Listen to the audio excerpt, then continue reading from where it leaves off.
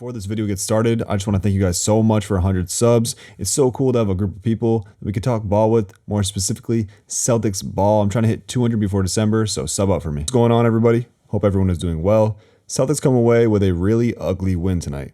A 102-100 road win against the Memphis Grizzlies. I kind of want to forget about it, but that's not what we do here, so let's talk about it. This is the second game in a row now that the Celtics have played down to their competition. This game a little bit more concerning than the previous because the game against Toronto, you're playing against guys like Pascal, Scotty, Jakob Poeltl, Gary Trent Jr. But tonight you're playing against guys like Santi Aldama, Jean Conchar, Bismack Biyombo. The Grizzlies injury report was about 3 pages long. The Grizzlies are rolling out guys that are typically 9 through 12 on their depth chart. So first, let's give a lot of credit to Memphis. They came out tonight to play. They were physical, got out in transition, hit tough buckets. It really seems like they're embodying that next man up mentality. Taylor Jenkins had those guys ready to play. Still trying to figure out how to look at this through a Celtics perspective. Do you just say a win is a win and move on? Or do you go the route of thinking all great teams have terrible games? Or do you just wish that this team lost the game so they could take a deeper look into what went wrong? I feel like that's where Mazzulla was coming from after the game. He came to the post-game press conference, went to the podium and said, "We didn't deserve to win this game." I always wonder how film sessions go after terrible wins. I'm sure coaches approach it the same way, super professional every single time, but for the players, does it not sting unless the loss is there? I don't want to say that the Celtics overlooked Memphis, even though everybody in postgame was kind of nicely getting to that point. I just feel like that's discrediting Memphis. Through the first 12 games of the year, if you guys have been listening to the episodes, you guys have heard me raving about how this is a different team and they're building championship habits, one of those being not playing down to the level of your competition. Just low energy, bad transition defense, not generating great looks in the offensive end, not enough threes. I think it stems from Tatum, right? Tatum's the one saying how he doesn't need to lead vocally, which I agree with. He needs to lead by example, and tonight was just a strange Tatum game. When do you ever see him not attempt a three for 3 quarters? I think that stat right there just shows his aggression wasn't there. And not only that, he was a little bit sloppy with the ball. He had 8 turnovers. Sounds worse than it is, 4 or 3 of those coming from offensive fouls. But what those offensive fouls show me, he wasn't decisive with his decision making tonight. Just 2 kind of strange Tatum games in a row as far as his energy goes. I really hope it changes up because this team falls what he does energetically, and sometimes I feel like he doesn't recognize that. And I know I've started this episode as if this team lost. They didn't. They come out with the win.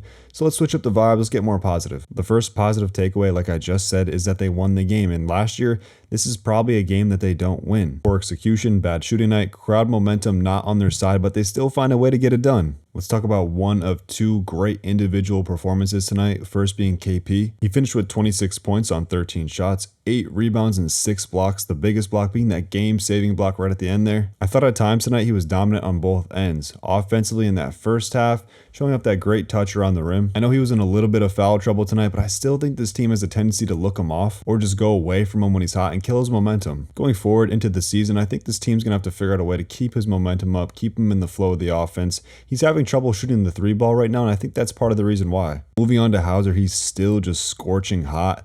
3 out of the last 5 games, he shot better than 66% from the 3. After a lot of these episodes, I'm always saying Hauser for 6 man. When I say that, I'm usually being facetious, but maybe it's coming to fruition here. He's playing on the best team in the league and filling a role that desperately needed help in the bench scoring. Let's try to do one more positive takeaway, because when I get to my quick hits, which is usually positive, it might not be tonight. It's always fun to watch and impressive how Drew does on these bigs. Guard Randall, Cat, and Embiid in spurts. Tonight we saw him on Triple J and he held his own at times. People love to throw around, he can guard 1 through 5, he can guard 2 through 4 when talking about a bunch of players, right? But Drew actually has successfully done the 1 through 5 this year. Besides Drew, can you guys think of any current NBA players that could do that? I'm even having trouble thinking of previous ones. If you guys could think of anybody, let me know in the comments. Okay, I think we're at that point in the episode. We're going to do the quick hits. Did we see a full-on Mazzulla benching tonight? In that third quarter there, I think there was about 7:30 left.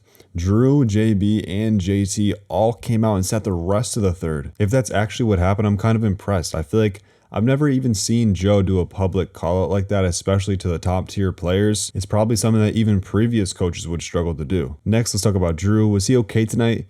Did he go out in Memphis last night? I think this was his first real bad game as a Celtic. Sloppy play, a lot of turnovers, that late game dunk attempt. I'm not sure what that was about. It was a strange play.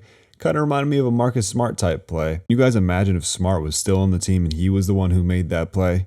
What would Twitter be saying? Speaking of smart, did you guys see that interview with Jaylen Brown that he did today at Shootaround? He basically went on to talk a little bit about their relationship and how when he first came to Boston, he hated Smart. He disliked Smart, and he said for a plethora of reasons. He even brought up a healing process. So whatever there was between Jaylen and Marcus was so severe that it needed time to heal. And Tatum also did a shoot-around interview today where he said, yeah, you need to learn to love Marcus Smart. It's always been an interesting dynamic between those three, whether we're going back to the bubble and there was that fight between Jaylen and Marcus in the Eastern Conference Finals, or even the Ime year when Marcus publicly called out the Jays saying they don't pass. I really hope one day we'll get more insight into that group, into that relationship. Let's do a little bit of Memphis talk.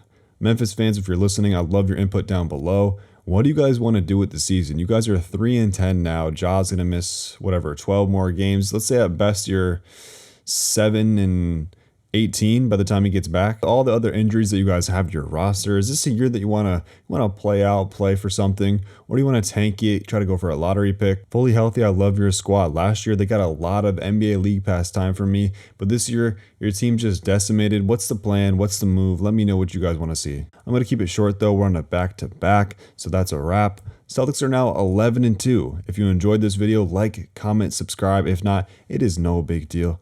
I'm here after every single Celtics game, all 82 plus. I will talk to you guys tomorrow. Charlotte, peace.